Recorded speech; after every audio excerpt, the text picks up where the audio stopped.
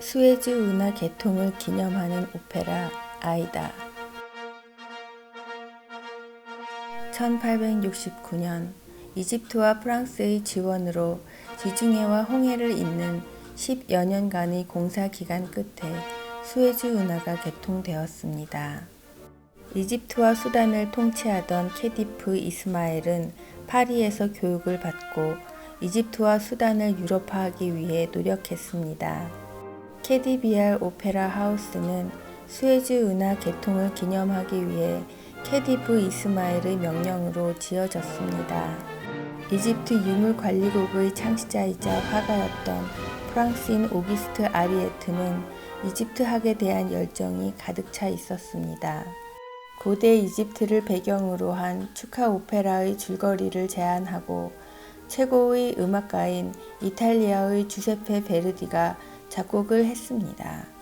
오기스트 아리에트는 오페라 아이다의 완성을 위해 의상과 무대 배경까지 파리에서 준비했습니다. 아이다의 초연은 원래 1871년 2월로 예정되어 있었습니다. 그러나 프랑스 프로이젠 전쟁의 파리 포위전 동안 무대 배경과 의상이 파리에 갇혀 있었기 때문에 초연이 연기되었고 대신 베르디의 리골레토가 공연되었습니다. 결국 캐디비알 오페라 하우스에서 공연된 최초의 오페라 아이다는 1871년 크리스마스 이브에 카이로에서 초연되었습니다. 오페라는 큰 호평을 받았습니다. 그리고 1872년 2월 8일 밀라노의 라스칼라에서 열광적인 반응을 얻었습니다. 아이다의 줄거리는 시대는 정확하지 않지만 이집트 고왕국 시대쯤에 신분을 숨긴 이디오피아 공주인 노예 아이다, 그녀는 이집트 공주인 암네리스의 노예였습니다. 그리고 그녀를 사랑하는 이집트 최고 장군 라다메스를 짝사랑하면서 아이다를 미워하는 이집트의 공주 암네리스를 주인공으로 하는 블랙버스터 오페라였습니다. 이집트 고왕국 시대에 화려하고 웅장한 스케일의 비극적인 삼각관계 이야기로 이집트의 수에즈 운하 개통에 맞춰 축하하기 위한 공연으로 안성맞춤이었습니다. 아이다를 이해하기 위해 루치아노 파바로티의 아이다를 보았습니다.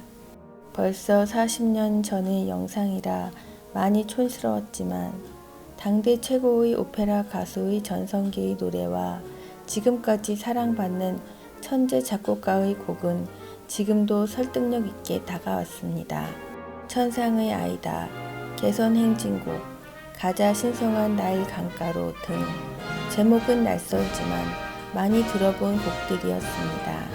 특히 이 이상한 기쁨은 무엇일까 라는 곡의 초반에 라메데스, 암네리스, 아이다 역의 테너, 메조소프라노, 소프라노의 긴장된 갈등 상황을 화음으로 나타내는 부분은 과거의 오페라가 엔터테인먼트로서 얼마나 당시의 청중을 사로잡았을지 알 수 있습니다. 수에즈 운하의 역사 BC 1897년에서 1839년경 나일강에서 홍해까지의 여행을 용이하게 하기 위해 고대 서동 운하의 건설이 시작되었습니다. 세누스레트 2세 또는 람세스 2세의 후원으로 파라오의 운하가 건설되기 시작한 것으로 추정됩니다.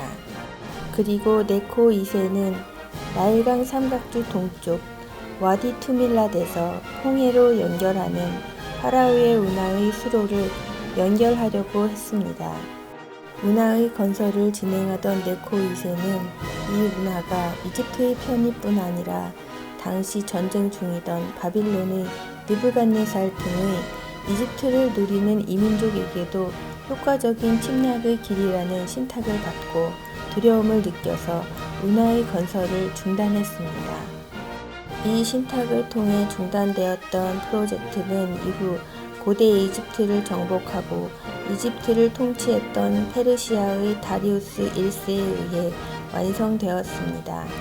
다리우스 대왕의 수에즈 비문에는 다음과 같이 말하고 있습니다. 다리우스 왕이 말합니다. 나는 페르시아 사람입니다. 페르시아에서 출발하여 이집트를 정복했습니다. 나는 이 운하를 이집트로 흐르는 나일강에서부터 페르시아가 시작되는 바다까지 파라고 명령했습니다. 그러므로 내가 명령한 대로 이 운하를 팠더니 내가 의도한 대로 배들이 이 운하를 거쳐 이집트에서 페르시아까지 갔습니다. 다리우스 비문. 이것은 바빌론의 느부갓네살 왕과 전투 중에 네코 2세가 받은 신탁, 파라오의 운하가 적국의 침략에 쉽게 이집트가 정복당할 수 있다는 신탁이 페르시아의 다리우스 1세를 통해 완성된 것이었습니다. 고대 이집트 도시인 부바스티스, 파이람세스 및 피톰을 통과하는 이 고대 운하의 잔해는 1788년 나폴레옹 보나파르트와 그의 엔지니어 지도 제작자에 의해 다시 발견되었습니다. 수에즈 운하의 개통식 1869년 11월 17일 이집트의 수에즈 운하는 프랑스의 통제하에 개통되었습니다. 11월 15일 저녁 포드사이드에서의 개회식은 화려한 조명, 불꽃놀이, 이집트와 수단의 캐디브 이스마엘 파샤의 요트에서의 연회로 시작되었습니다. 다음 날 아침 왕실 손님들이 도착했습니다. 오스트리아 헝가리 제국의 황제 프란츠 요세프 1세, 황실 요트 라크를 탄 프랑스 황후 외제니, 프로이센 왕세자, 헤세의 루이 왕자, 다른 국제 손님으로는 미국 자연사 학자 H.W. 하크니스 등 주요 국가의 셀럽들이 참석했습니다. 오후에는 이슬람식과 기독교식으로 운하의 축복이 있었고 임시 모스크와 교회가 해변에 나란히 세워졌습니다. 저녁에는 더욱 많은 화려한 불꽃놀이가 펼쳐졌습니다. 이집트와 프랑스의 합작으로 건설된 수에즈 운하.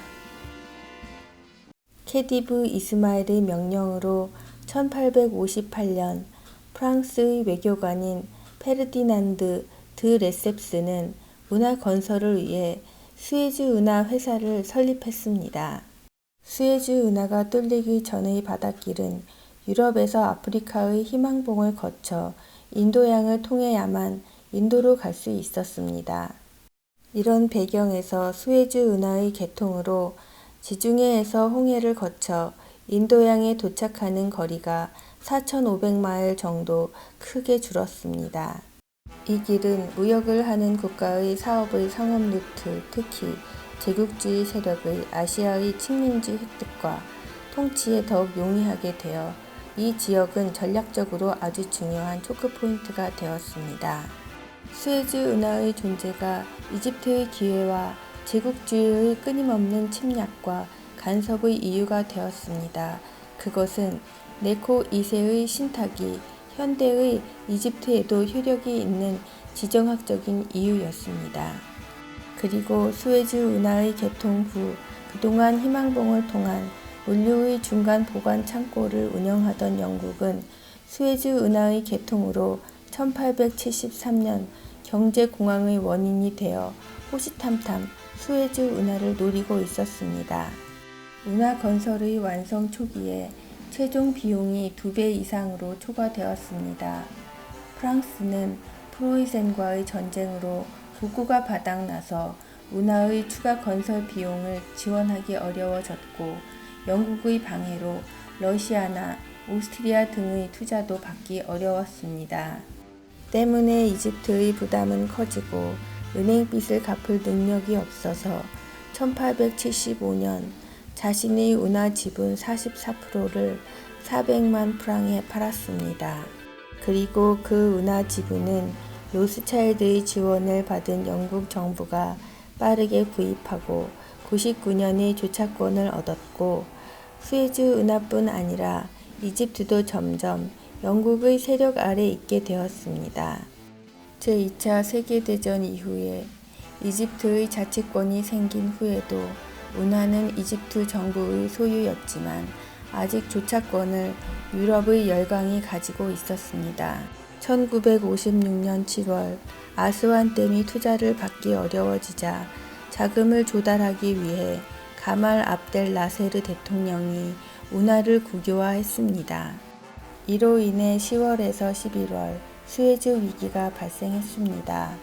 이스라엘, 프랑스, 영국이 협력하여 1956년 말 이스라엘이 시나이 전쟁을 일으켜 이집트와 가자 지구를 침공하고 영국과 프랑스가 뒤따른 전쟁이었습니다.